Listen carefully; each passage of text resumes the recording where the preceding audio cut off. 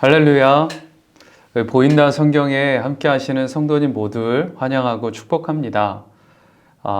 우리 보인다 성경의 맥을 우리가 짚어보고 또 성경의 전체적인 흐름을 저희가 함께 살펴보면서 성경을 더 쉽게 읽고 더 빠르게 이해할 수 있도록 그것을 돕고자 보인다 성경 공부를 시작하려고 합니다. 저는 길치입니다. 길을 잘 몰라요. 그래서 낯선 길을 운전하다 보면 길을 잘 잃어버립니다. 그래서 왜 나는 이렇게 길을 잃어버릴까? 그 고민을 하다가 이유를 찾았습니다. 그게 뭐냐면 저는 방향 감각이 없어요. 여기가 어디로 가는지를 잘 모르는 겁니다. 그냥 가라고 하는 데만 가다 보니까 그래서 안내하는 거를 놓치거나 아니면 낯선 데 가면 그냥 길을 잃어버립니다. 그래서 이젠 이러면 안 되겠다 싶어서 이제 어느 길을 갈 때 방향을 어느 쪽으로 가는지를 먼저 살펴보고 갑니다. 그러면 가다가 혹시라도 내비게이션에서 알려주는 것을 놓쳐도 이쪽 방향으로 가면 되지, 그걸 아니까 약간 헤매더라도 길을 다시 찾곤 합니다. 근데 성경을 읽을 때도 꼭 그런 것 같아요. 성경 말씀을 읽다 보면 우리에게 제일 먼저 드는 생각은 너무 어려워. 너무 어려워.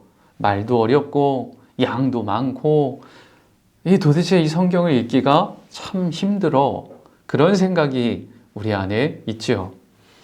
근데 한번 생각해 보면 그렇게 다가오는 거는 아마 당연한 일일 겁니다. 왜냐하면 아주 긴 시간 동안 하나님의 역사 속에서 일하셨던 것들을 이 한 권의 성경에 담고자 했으니 당연히 그 양은 많을 수밖에 없는 거죠.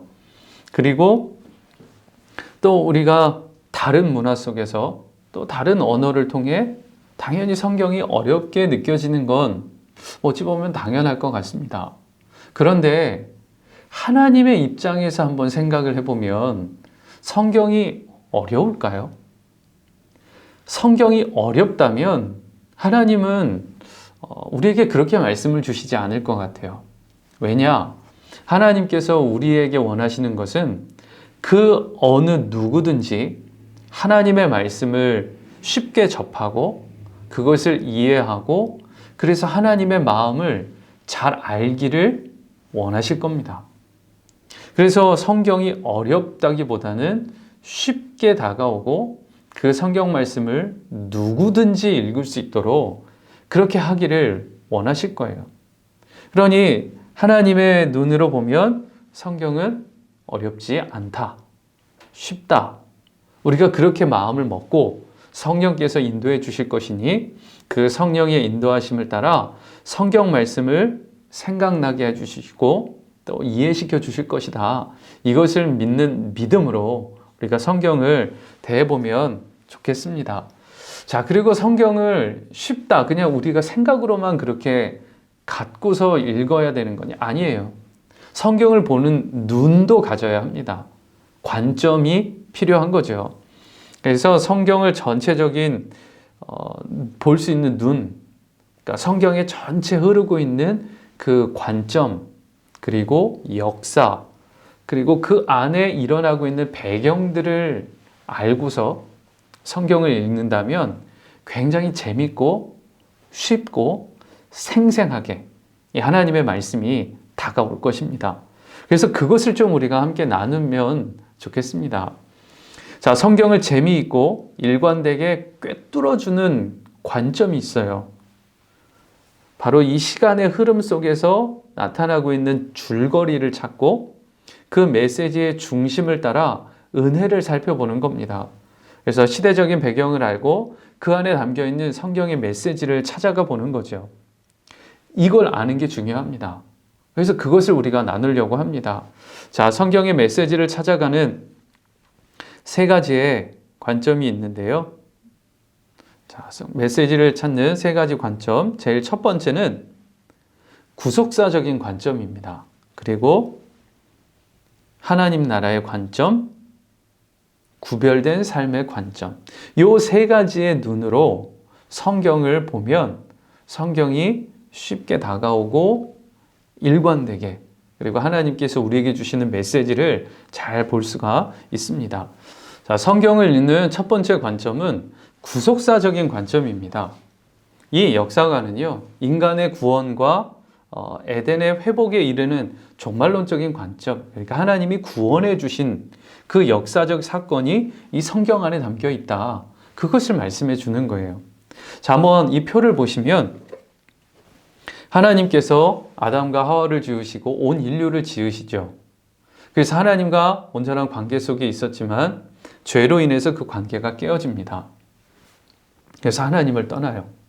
그리고 하나님을 떠났던 그 백성들이 다시 주님께로 돌아오길 원하지만 돌아오질 않습니다. 그래서 한 사람을 택하여 민족을 이루게 하시고 그 민족을 제사장 삼아 하나님께로 온 인류가 돌아오기를 원하십니다. 그래서 그것을 성경의 역사를 통해 이야기하시는 거예요. 자, 보시면 온 인류가 돌아오길 원했지만 돌아오지 않습니다. 그래서 한 민족을 세우는데 그것이 이스라엘이에요. 근데 이스라엘 12지파가 있었지만 그 12지파 속에 여전히 죄가 남아 있어서 유다 지파를 통해서 하나님의 믿음을 이어가게 하지요. 그러나 여전히 죄로 인해서 무너지고 포로 생활을 통해 남은 자들이 있게 됩니다. 그리고 포로 귀환을 통해서 이제 하나님의 때를 기다리고 예수님이 이 땅에 오시게 되죠. 그래서 예수 그리스도를 통해 하나님의 구원의 완성을 이루십니다. 자, 그리고 예수님께서 12 제자를 통해 그 복음이 전파되게 하시고 초대 교회를 세우게 하시고 그 교회들을 통해 복음이 계속 전파되면서 열방의 교회들로 퍼지게 되고 온 인류가 주의 복음을 듣고 주님께 다 돌아오도록 원하시는, 바로 이 하나님의 이 관점이 성경 안에 있음을 보면서 이 말씀을 읽어가 보시면 하나님의 마음이 이 안에 쭉 들어있는 것을 발견할 수 있게 됩니다. 자, 그리고 또 두 번째 관점은 하나님 나라 관점이에요. 하나님께서 최초의 하나님 나라를 세우십니다. 바로 에덴 동산이죠. 에덴 동산에서 하나님과 함께 교제를 했죠. 그런데 죄가 들어오면서 하나님과의 관계가 깨어집니다. 그래서 에덴 동산에서 쫓겨나게 되면서 최초의 이 하나님 나라가 무너지게 되고 잃어버리게 됩니다. 근데 하나님께서는 그 사랑의 교제를 다시 회복하기를 원하시는 거예요. 그래서 아담과 하와가, 하나님의 사랑하는 백성들이 주님께로 다시 돌아오기를 주님은 원하시는 겁니다. 그 하나님 나라가 회복이 되고 그 안에서 하나님이 우리의 하나님이 되시고 우리는 그의 백성이 되어 하나님과 함께 교제하는 그 관계, 이 하나님 나라의 회복을 원하시는 그 주님의 마음으로 성경을 읽어가 보시면 하나님의 마음이 그 안에 잘 담겨 있음을 보게 됩니다. 자, 그리고 세 번째 관점은 구별된 삶. 그래서 우리는 어떻게 살 거냐? 그래서 우리는 이 세상을 어떻게 살아가야 되느냐? 이 땅을 살아가야 하는 성도들의 그 삶의 모습을 성경에서 보여주는 겁니다. 바로 성화의 삶으로 나아가야 하는 거예요. 매일매일 주님과 친밀한 교제를 갖고 주님의 말씀을, 그 마음을 마음에 품고 주님이 기뻐하시는 길로 어떻게 가야 하는지를 성경을 통해서 보여주는 거죠. 이렇게 구속사적인 관점과 하나님 나라 관점, 또 이 구별된 삶의 관점으로 성경을 보시면 하나님께서 우리를 향해 주시는 분명한 메시지들이 이 성경을 통해 알 수 있게 될 것입니다. 자, 그러면 이제 성경의 전체적인 맥을 살펴보는 성경의 시대적 흐름을 우리가 한번 살펴보면 좋겠는데요. 이 성경도 안에 보면 전체적인 물줄기와 같이 큰 맥을 이루는 역사의 흐름이 있습니다. 우리가 그 역사적인 흐름을 알고서 성경을 보면 각 성경의 배경을 알게 되고, 그리고 그 배경을 통해 하나님이 말씀하시고자 하는 메시지가 무엇이었는지를 큰 틀에서 이해를 하고 말씀을 읽어가면 그 말씀이 더 쉽게 그리고 은혜로 다가오게 됩니다. 자, 그러면 성경에 흐르고 있는 이 시대적 흐름을 시대별로 이름을 지어서 구분을 했는데, 자, 뭐 간단하게 살펴보면 그렇습니다. 제일 처음에는 창조 시대입니다. 하나님께서 이 땅을 만드시고 최초의 인류와 함께 하나님이 교제를 하셨죠. 그런데 죄가 들어오면서 그 관계가 깨어집니다. 그래서 하나님께서는 인류가 다시 돌아오기를 원하시지만 돌아오지 않죠. 그래서 한 사람을 택하여 부르시는데 바로 족장 시대가 시작이 됩니다.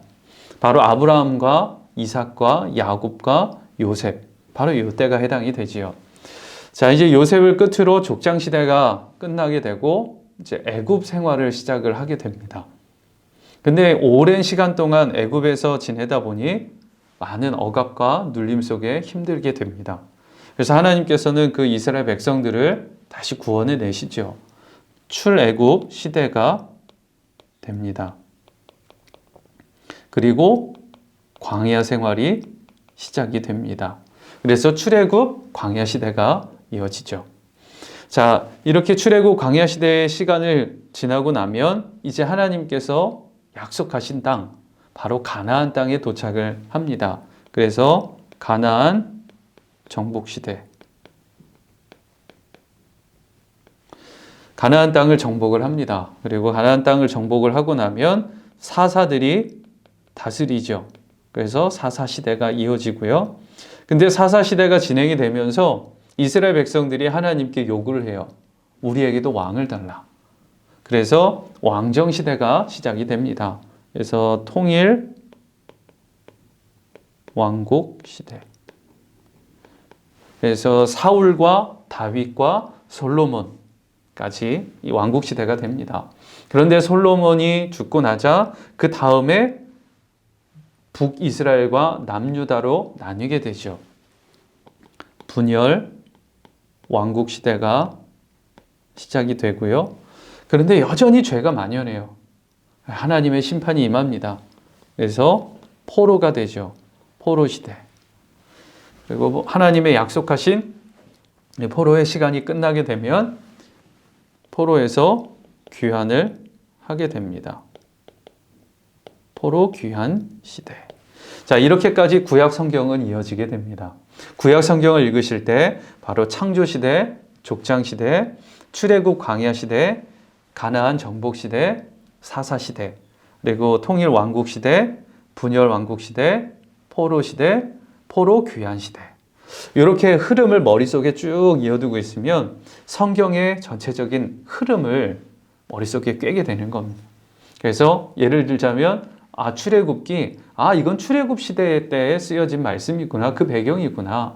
사사기, 이거는 사사 시대 때 그 배경으로 쓰여진 말씀이구나. 여호수아서, 이거는 가나안 정복 시대구나.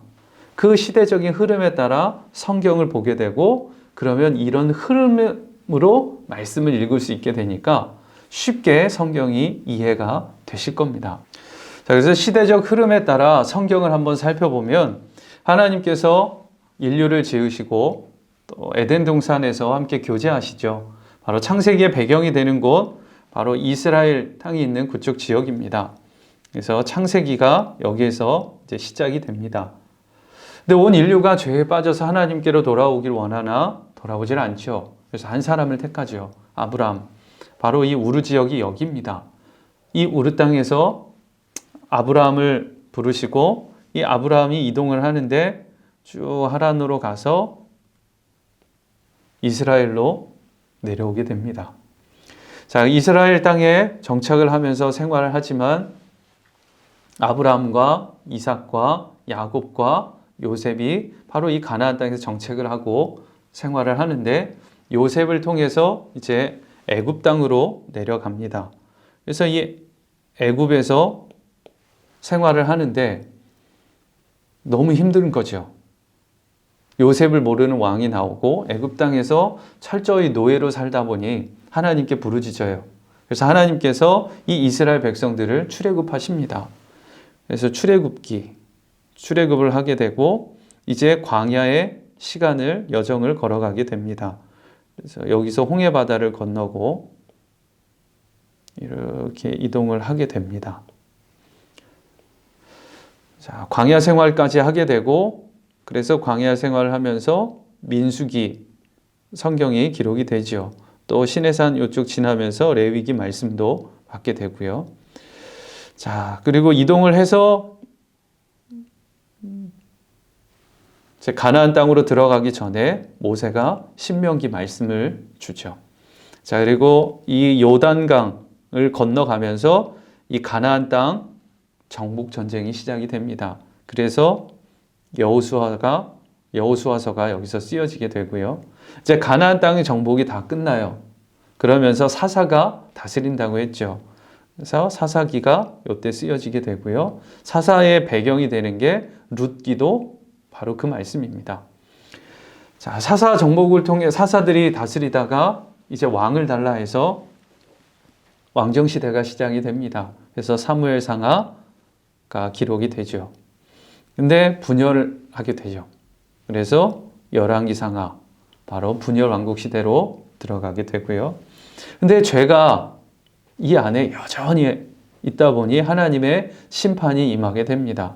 바로 아수르와 바벨론을 통해 이 북이스라엘과 남유다가 멸망을 하게 되죠. 그래서 이스라엘이 포로로 끌려가게 됩니다. 포로 생활로 접어들게 되는데, 이 포로 생활에서 쓰여진 것이 이제 에스더도 바로 포로 생활 때 쓰여진 말씀이에요. 그런데 모든 왕국들이 이제 다 멸망하게 되고, 페르시아가 바사 제국이 다 점령을 하면서 그때 칙령을 내립니다. 고레스 칙령을 내리기를 이제 자기 집으로 돌아가라는 거예요. 그래서 흩어져 있던 이스라엘 백성들이 다시 가나안 땅으로 돌아오면서 포로 귀환 시대가 펼쳐지게 됩니다. 자, 이게 시대적 흐름으로 본 성경의 기록들이고, 이렇게 성경은 쓰여지게 되어 있습니다.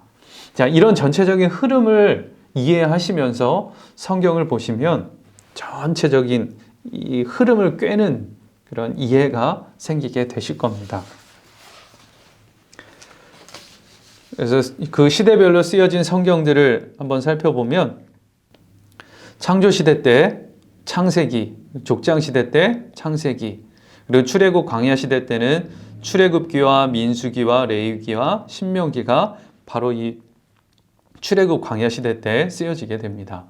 그리고 가나안 정복시대 때 바로 여호수아서, 사사시대 때는 사사기와 룻기, 그리고 통일왕국시대 때는 사무엘상하, 열왕기상, 그리고 역대상, 역대하. 요게 바로 이제 통일왕국 시대 때 다 이 배경이죠. 분열왕국 시대까지 이어지는 말씀들이 여기에 해당이 됩니다. 자, 그리고 통일왕국 시대 때 솔로몬과 다윗이 기록한 성경, 바로 전도서, 잠언, 아가서, 시편, 다 이 통일왕국 시대 때 쓰여진 말씀들입니다. 자, 그리고 분열왕국 시대, 이때 죄가 가장 만연하면서 하나님의 선지자들을 이 땅에 많이 보내주십니다. 빨리 돌아오라는 거죠. 애타는 하나님의 마음이 여기서도 그대로 나타나요. 자, 보시면 선지서 다 이때 쓰여진 말씀들입니다. 분열왕국 시대 때, 포로 시대 때, 그리고 포로 귀환 시대 때, 바로 이때의 선지서에 해당되는 말씀들이 다 이때 주어진 겁니다. 그리고 포로 시대 때 지어지고, 또 이제 포로 귀환 시대를 하면서 말씀들이 또 쓰여져 있는 것을 보게 됩니다. 자, 이 시대적인 흐름을 쭉 살펴보면서, 아, 이 말씀은 어느 시대 때의 말씀이구나. 이 말씀은 어느 시대 때의 말씀이구나. 이것을 아는 것은 굉장히 중요합니다. 자, 신약 성경도 마찬가지입니다. 복음 시대와 교회 시대로 나뉘어져 있어요. 복음 시대는 바로 예수님께서 활동하셨던 그 시대의 기록, 그리고 교회 시대는 이제 선교가 이어지고 초대 교회들이 생겨나고 선교의 역사들로 이어져 가면서 교회들을 통해 하나님의 역사가 이어지는 그런 기록들이라고 볼 수가 있겠습니다. 자, 이처럼 성경 안에는 이 시대적인 흐름이 쭉 이어지고 있다는 것을 꼭 기억하시면 성경을 전체적으로 꿰뚫어 볼 수가 있습니다. 자, 그래서 앞으로 이 시대적 배경에 따라 기록된 말씀들을 간략간략하게 살펴보면서 아, 성경이 이런 시대의 흐름 속에서 이 말씀들이 이렇게 기록된 거구나. 이 큰 그림을 그릴 수 있는 바로 그것을 우리가 이제 하려고 합니다. 자, 그래서 우리 이제 첫 시간으로 창조 시대와 족장 시대를 우리가 이제 살펴보려고 합니다. 자, 먼저 창조 시대입니다. 창조 시대는 창세기 1장부터 11장까지의 말씀이에요. 큰 흐름으로 보면 하나님께서 천지 만물을 창조하시죠. 그리고 아담과 하와를 통해 에덴 동산에서 교제를 나눕니다.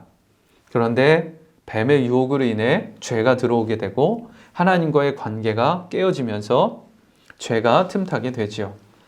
그리고 타락을 하게 되는데 그 죄에서 다시 하나님께로 돌아오기를 원하나 사람들은 돌아오지 않아요.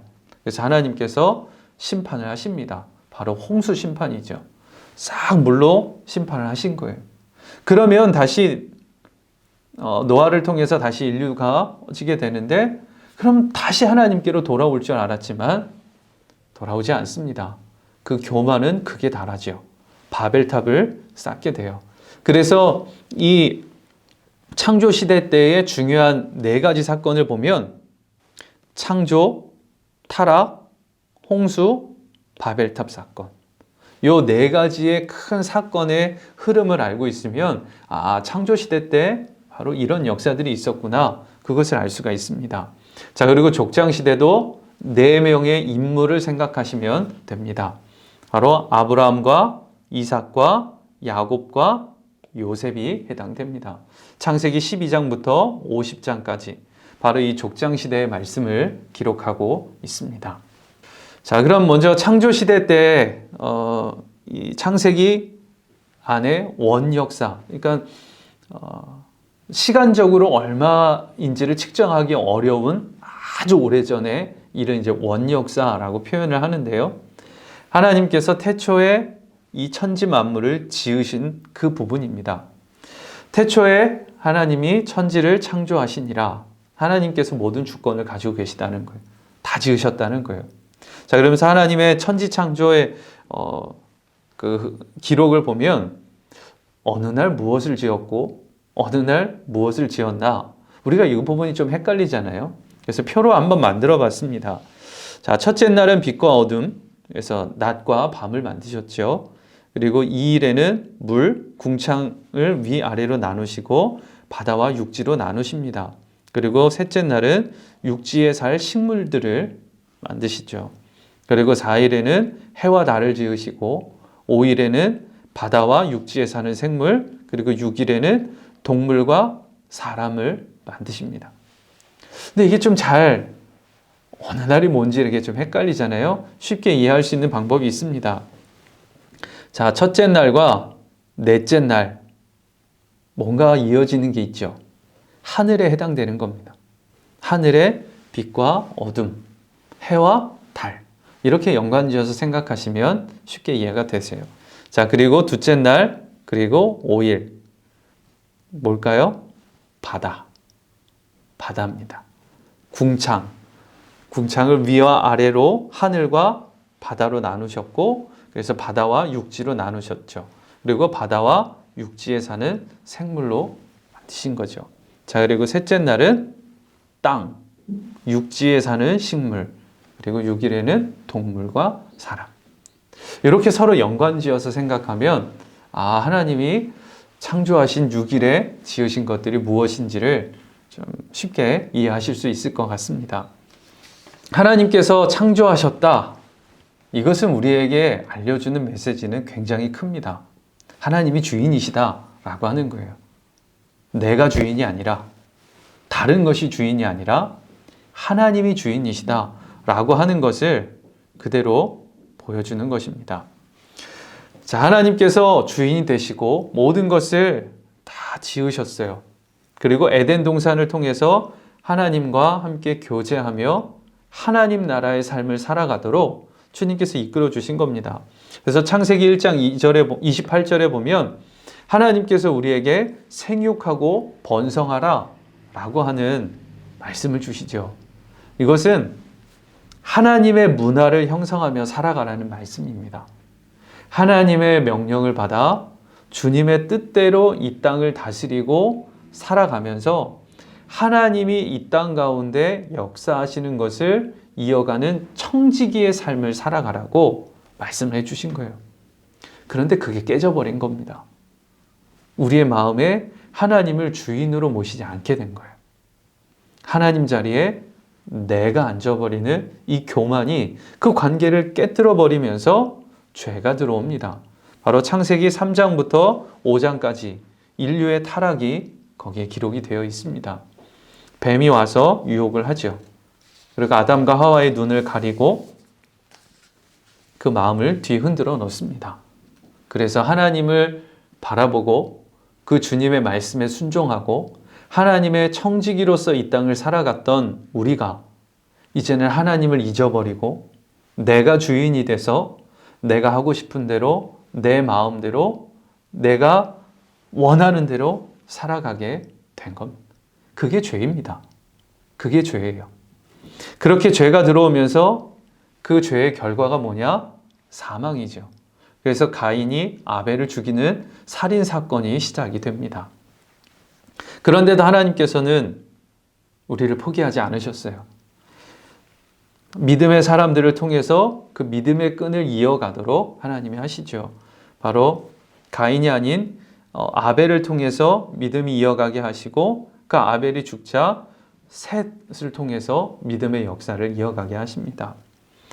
자, 그런데도 사람들이 하나님께 돌아오지 않아요. 그래서 결국은 심판을 받게 됩니다. 그래서 창세기 6장부터 10장까지 노아의 홍수 심판이 기록이 됩니다. 당대 의인이었던 노아, 하나님이 그를 택하시죠. 근데 저 높은 산에 방주를 지으라고 합니다. 사람들이 보면 바보라고 여겨질 일이죠. 방주는 많은 물에다가 지어야지 어떻게 저 산에 지을까요? 여기서도 우리에게 알려주는 바가 큽니다. 하나님의 말씀에 순종하는 삶. 사람들은 바보라고 여기고 세상의 관점과는 반대일지 몰라도 하나님의 뜻에 따라 순종하는 그 사람이 구원받는다는 거죠. 노아를 통해서 하나님은 구원의 역사를 이루시고 또 무지개를 보여주시면서 다시는 물로 심판하시지 않겠다 약속을 하십니다. 자, 그리고 창세기 11장에는 인간의 교만, 아주 끝을 달리는 일을 하게 됩니다. 바벨탑을 쌓는 거예요. 바벨탑 사건. 그 창세기 11장에 그 기록이 되어 있는데요. 인간 교만의 극치를 보여주게 됩니다. 그래서 하나님께서는 이제 기다리기만 하시던 방법을 이제 바꾸세요. 그냥 돌아오기를 기다리면 안 되겠다. 그래서 한 사람을 택하시는데 그 택한 사람이 아브라함이죠. 그때부터 족장시대가 시작이 됩니다. 창세기 12장부터 50장까지 이제 족장시대가 이어지게 되는데요. 아브라함과 이삭과 야곱과 요셉으로 이어지게 됩니다. 자, 족장시대는 이제 자기를 중심으로 살아가던 인류에게 하나님께서 이제 은혜 가운데로 돌아올 수 있도록 그 길을 여시는 거예요. 한 사람을 부르시고 그 사람을 통해 민족을 이루고 그 민족을 통해 온 인류가 하나님께로 나오는 길을 알려주시고자 하는 거죠. 자, 족장시대의 시작, 아브라함인데요. 한번 영상을 한번 보시면 좋겠습니다. 이 족장시대의 시작을 아주 쉽게 잘 알려주는 영상인데요. 먼저 한번 보시겠습니다.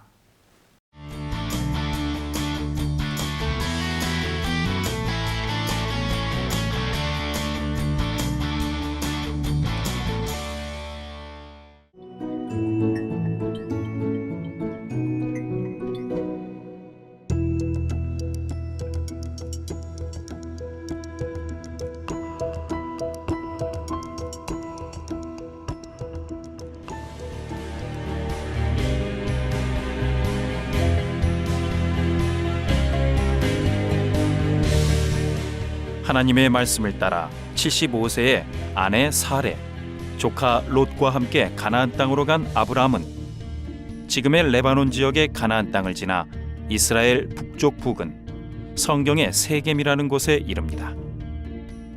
이곳에서 아브라함은 처음으로 하나님께 제단을 쌓았습니다.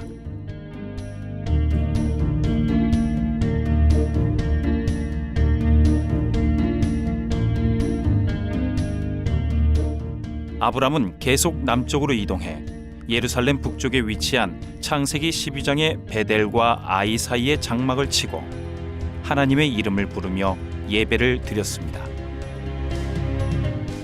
약속의 땅을 찾아 다시 이동한 아브라함은 이스라엘의 남쪽에 위치해 있었던 네게부 지방까지 내려갔습니다.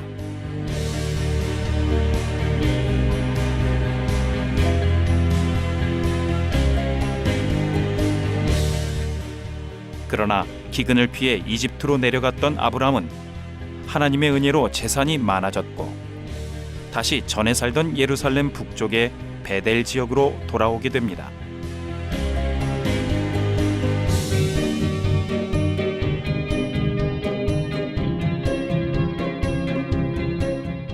베델로 돌아온 아브라함은 재산이 많아져 조카 롯과 한 곳에 있을 수 없게 되자 서로 떨어져 살기로 결정합니다.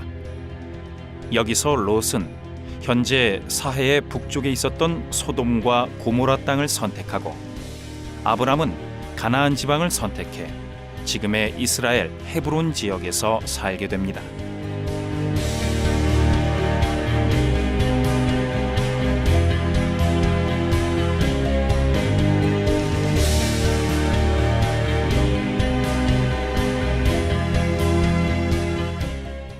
자, 아브라함을 이제 하나님께서 어떻게 부르셨고 그의 삶이 어떻게 이어졌는지 간략하게 보시면서 이해가 되셨으리라 싶습니다.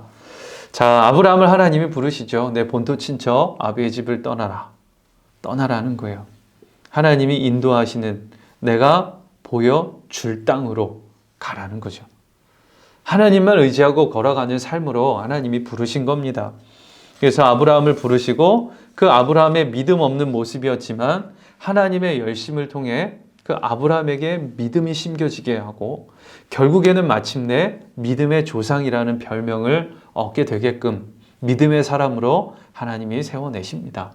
그리고 그 아브라함을 통해서 이제 믿음이 이어가는데 바로 이삭, 우물을 받던 자죠. 온순한 성격과 하나님의 말씀에 순종하면서 주의 뜻을 이뤄나가는 이삭이었습니다. 그리고 그 이삭에게 두 아들이 있었는데 에서와 야곱. 근데 하나님은 이 야곱에게 이 믿음의 유산을 이어받게 하시고 하나님의 사람으로 세워내십니다. 그리고 야곱에게서 요셉으로 이어지게 되죠. 족장시대는 이렇게 아브라함과 이삭과 야곱과 요셉에게로 그 믿음이 이어지면서 창세기 12장부터 창세기 50장까지 이 족장시대에 이어지는 역사를 기록을 하고 있습니다. 자, 이렇게 성경 안에 시대적인 흐름이 있는 것을 우리가 살펴보았고요. 그 흐름 중에서 오늘 창조시대와 족장시대를 우리가 살펴봤습니다. 성경도 그냥 쓰여진 것이 아니라 우리의 역사의 흐름 속에서 하나님이 실제 개입하셨고 우리와 함께 하시면서 하나님의 일을 인도해 주신 그 기록들이 담긴 게 성경 말씀입니다. 그러니 역사적인 흐름을 잘 기억하시고 그 흐름에 따라 하나님은 그때그때마다 어떻게 역사를 하셨고 오늘날 우리들에게 무엇을 말씀하기를 원하시는지 그것을 물으시면서 성경을 읽어가 보시기 바랍니다.